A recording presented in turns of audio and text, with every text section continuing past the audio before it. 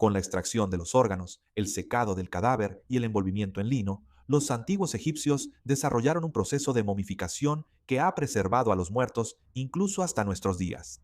Miles de años después, las momias permanecen tan intactas que pueden enseñarnos sobre los antiguos egipcios. En el video de hoy, cubriremos el inquietante proceso de momificación y su impacto en la actualidad.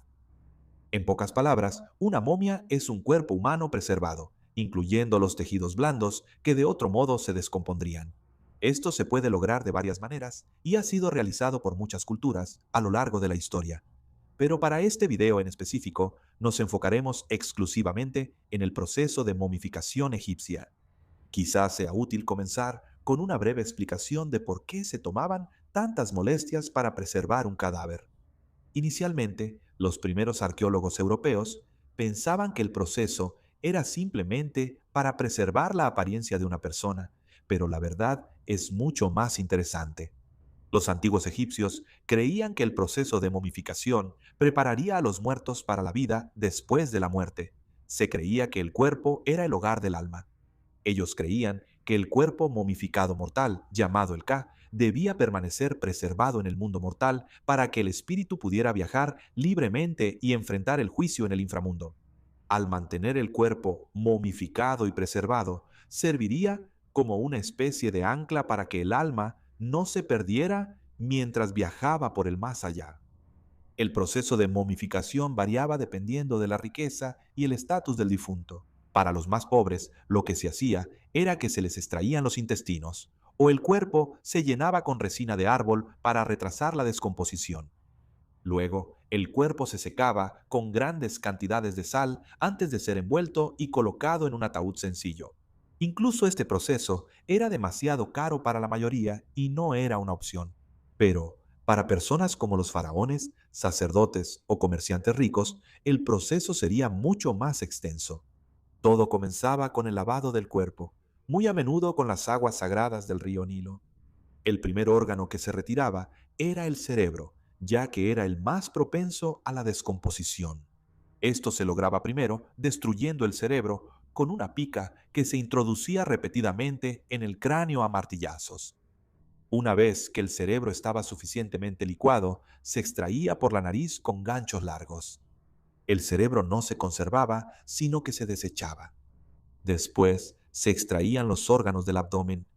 Se prestaba especial atención al corazón, ya que se consideraba el asiento del alma de la persona.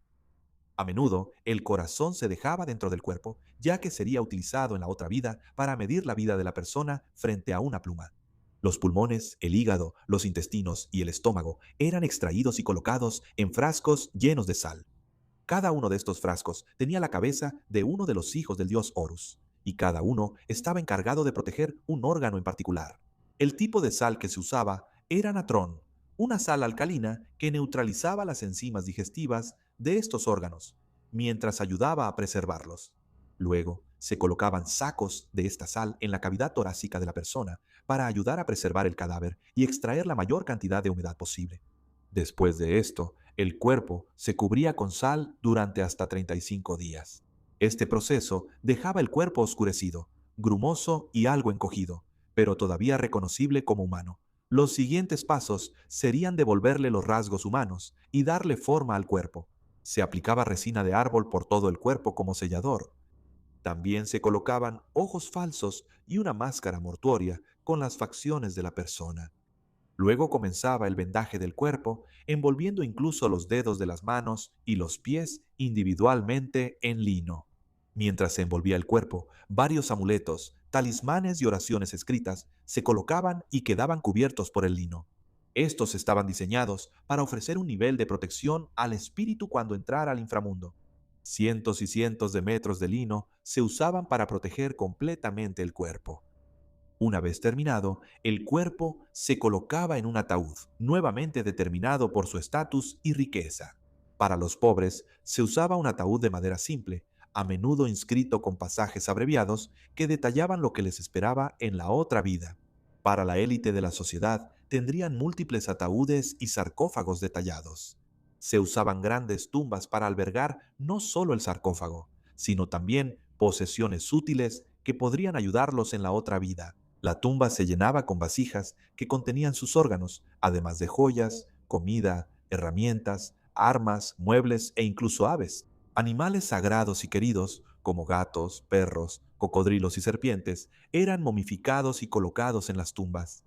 Como parte del funeral, los sacerdotes realizaban una ceremonia llamada la apertura de la boca.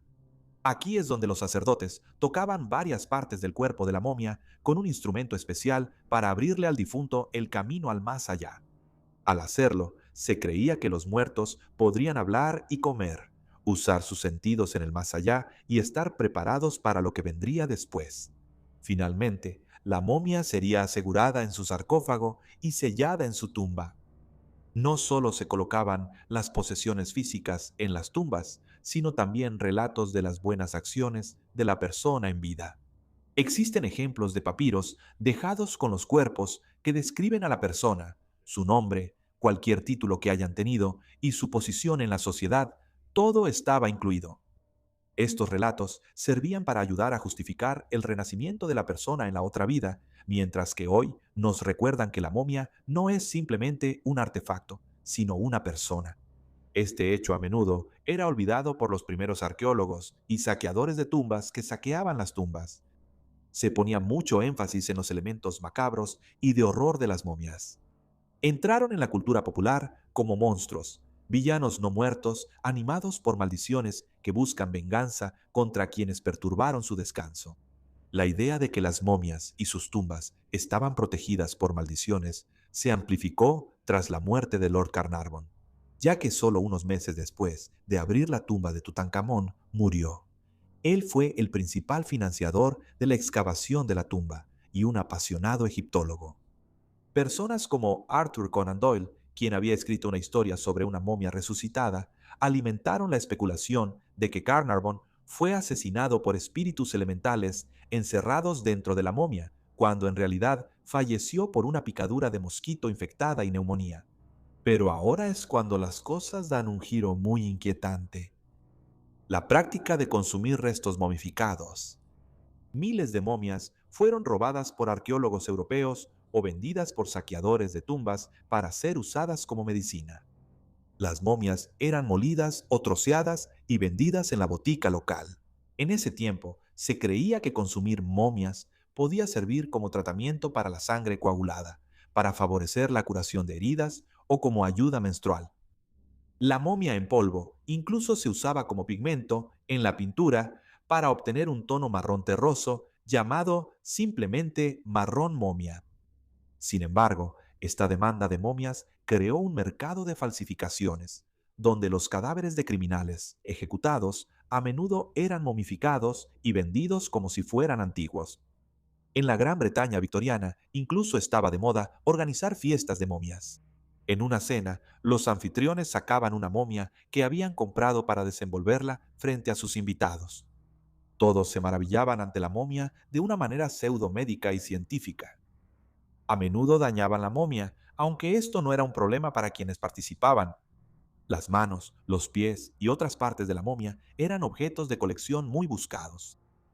Tal era la preservación que incluso hoy en día las momias ofrecen información sobre la vida de los antiguos egipcios. Se les pueden realizar autopsias para saber qué pudo haberlos matado. Por ejemplo, podemos aprender que la contaminación del aire era un problema, que la tuberculosis se propagaba sin control e incluso podemos recolectar muestras de ADN. Con el uso de rayos X o tomografías computarizadas, ahora es posible ver el interior sin quitar ni dañar el delicado vendaje. Al estudiar las momias de los faraones con estos métodos avanzados, podemos conocer su edad al morir, lo que permite entender mejor la cronología de su gobierno y sucesión. Una de las tumbas mejor conservadas es la de Tutankamón, quizá el faraón más famoso. Los científicos pueden aprender mucho de sus restos momificados. Se confirmó que él fue resultado de la endogamia. Hemos podido aprender que estuvo aquejado por enfermedades, necrosis ósea y tenía un sistema inmunológico deficiente. Probablemente murió debido a una fractura en el fémur que no sanó correctamente por su sistema inmunológico debilitado. Al estudiar sus restos momificados, aprendemos que los padres de Tutankamón eran hermanos. Además, el joven rey tomó como esposa a su media hermana, y junto a él en su tumba fueron enterrados los restos momificados de dos hijas nacidas muertas. El proceso de momificación es, sin duda, un método perturbador de preservar el cuerpo. Desde licuar los cerebros hasta destripar el cuerpo, hay mucho que resulta impactante en este proceso. Sin embargo, la reverencia y el respeto que se le daba a los muertos, así como los pasos tomados para asegurarse de que estuvieran preparados para la otra vida, están lejos de ser perturbadores. La momia no es un monstruo, sino los restos de una persona de la cual podemos aprender mucho sobre el pasado.